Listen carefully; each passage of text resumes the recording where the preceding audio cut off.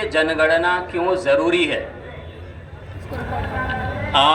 ये विषय ऐसा है कि बाहर जब आप इस पर चर्चा सुनेंगे तो इसमें ढेर सारे विरोधाभास आपको सुनाई दिखाई देंगे और उसमें ये कहते हुए मिलेंगे लोग कि जातीय जनगणना से देश बटेगा, झगड़े होंगे और बहुत सारी ऐसी बातें जो पहले आपने कभी नहीं सुनी होगी।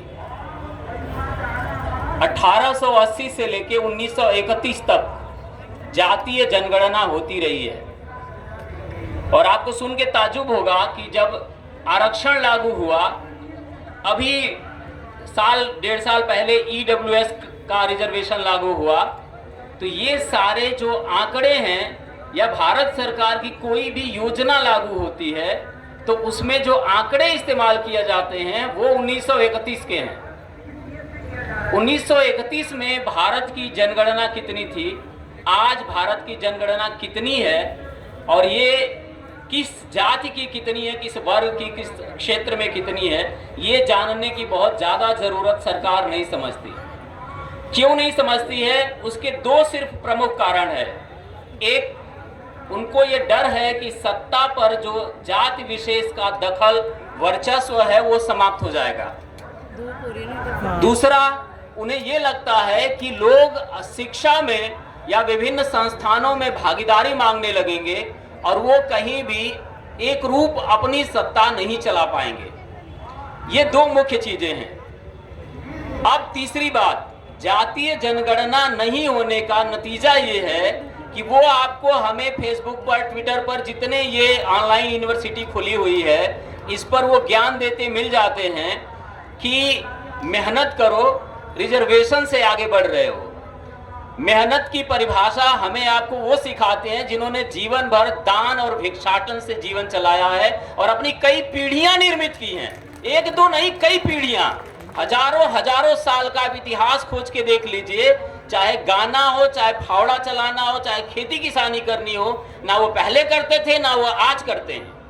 लेकिन जितना दलाली, ठेकेदारी और इस तरह का काम है, सब जगह वो अपनी कब्जेदारी बनाए रखना चाहते हैं क्योंकि वो जानते हैं कि नीतियां यहीं से बनती हैं, लागू उन पर होती हैं जो श्रम करने वाले हैं। श्रम करने वालों का दुर्भाग्य ये है कि इस तरह की किसी भी पीड़ा को वो महसूस तो करते हैं, समाधान का तरीका नहीं खोज पाते। तो ये जो जातीय जनगणना है ये किसी भी पीड़ा के समाधान का तरीका है, ये आप लिख लीजिए। क्यों है ये, इसका कारण मैं आपको बता देता हूं। जातीय जनगणना से ये आपको पता चलेगा कि आप कितने हैं, कहां हैं, क्या करते हैं, किस स्तर पर हैं, चाहे सामाजिक स्तर हो, चाहे आर्थिक स्तर हो, चाहे राजनैतिक स्तर हो, चाहे शिक्षण प्रशिक्षण सरकारी संस्थानों में भागीदारी हो, चाहे अधिकारी तंत्र व्यवस्था का हिस्सा बनना हो, चाहे रोजगार में लोन लेने में भागीदारी हो। जितना आपका पैसा बैंक में NPS होता है उसका 1/4 हिस्सा भी आपको लोन में नहीं मिलता, उसमें 1/4 भी आपकी भागीदारी नहीं है। जबकि कोई भी सामान आप खरीदते हैं, चाहे ये जूता चप्पल आप पहन के आए हो, चाहे चश्मा पहने हो, चाहे कपड़ा पहने हो, चाहे आपने खाने का सामान खरीदा हो, चाहे तेल साबुन नून खरीदा हो, सब में आप टैक्स सामान पे करते हैं। ये कोई जरूरी नहीं है कि जो सर्विस करता है वही टैक्स पे करता है, ऐसे आप सोचते हैं तो ये गलत है। सही ये है कि हम एक पेन पेंसिल से लेके टूथब्रश से लेके सुई धागा कुछ भी खरीदते हैं तो उसका हम टैक्स पे करते हैं और वो सरकार विकास के नाम पर लेती है, ये सही है। उसका उपयोग किसके लिए होता है ये सुनिश्चित करने के लिए जातीय जनगणना जरूरी है। इससे आपको पता चलेगा कि उसका उपयोग कितना आपके स्वयं के विकास पर होता है। चाहे छात्रवृत्ति हो, अभी आप देखिए राजीव गांधी फेलोशिप मिलती थी, सरकार ने बंद करवा दिया। यूनिवर्सिटीज में और बहुत सारे माइनॉरिटी SC ST के लिए फेलोशिप मिलती थी, उन्होंने उसमें संख्या लगा दिया।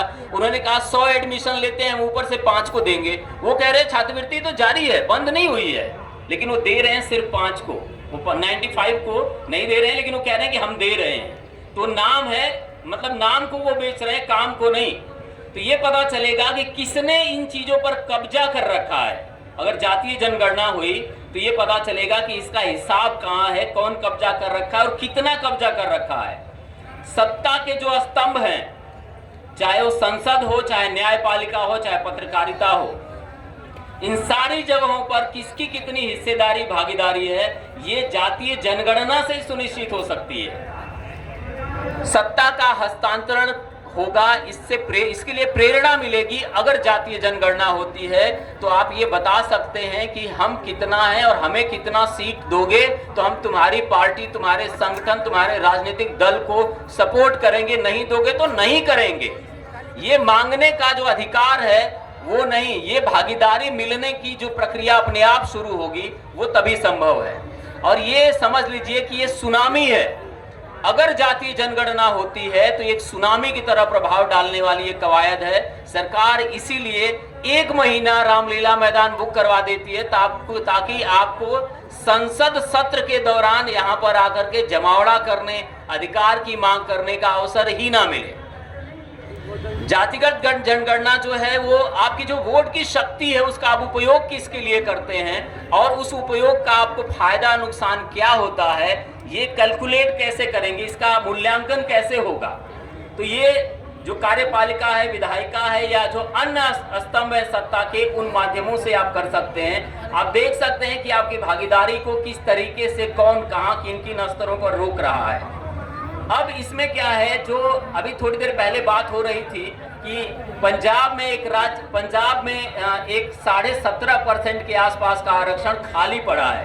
कल्पना नहीं कर सकते कि 10% ईडब्ल्यूएस का आरक्षण रातों रात लागू कर दिया गया, क्योंकि वहां पर सत्ता से लेकर के ब्यूरोक्रेसी तक का दबाव था और वो खुद काम कर रहे थे अपने लिए। यहाँ क्या है, हम दलों के लिए काम करते हैं, अपने लिए काम नहीं करते। ये जातीय जनगणना से सुनिश्चित होगा कि आप कितनी संख्या में हैं और अपने लिए आपको क्या क्या काम करने की जरूरत है। इसमें जो एक प्रचार का सबसे बड़ा तंत्र है जिसको हम मीडिया कहते हैं, उसके हमारे जो मेंटर है वो नारद मीडिया कहते हैं। क्योंकि नारद जी का काम था गलत सूचना को सही और सही सूचना को गलत, और इधर की बात उधर और उधर की बात इधर ला करके उसका इस्तेमाल करना। मैं शब्द प्रयोग कर रहा हूं, इस्तेमाल करना।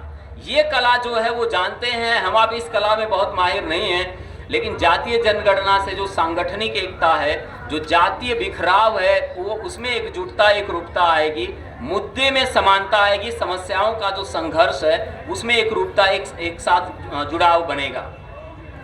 अब देखिए ये जो क्यों नहीं कराई जा रही है, अब आप ये देख लीजिए कि गाय की, बाघ की, इमारत की, पुतलों की, धर्म, भाषा, जल, जमीन, आपके घर में टोटी कितनी है, इन सारी चीजों की जनगणना होती है। सिर्फ जाति की जनगणना नहीं होती।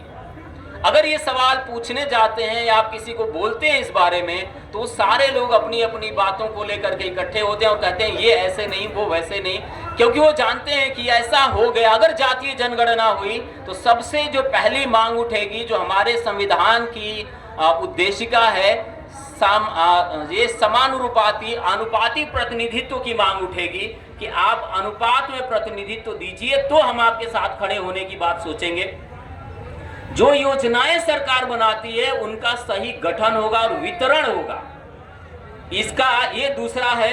तीसरा ये है कि जो वित्तीय नीतियां बनती हैं, जो बजट सरकार अलॉट करती है, उसका पता चलेगा। आपको सुन के अच्छा नहीं लगेगा कि दिल्ली विश्वविद्यालय के मैं कॉलेज में पढ़ाता हूं और एक 2 3 महीने तक वेतन नहीं मिल रहा है। अगर ये काम किसी स्टेट में हो रहा होता तो ये सरकार उन पर पिल पड़ती और कहती कि इस शिक्षा को बर्बाद करने पर तुले हुए हैं।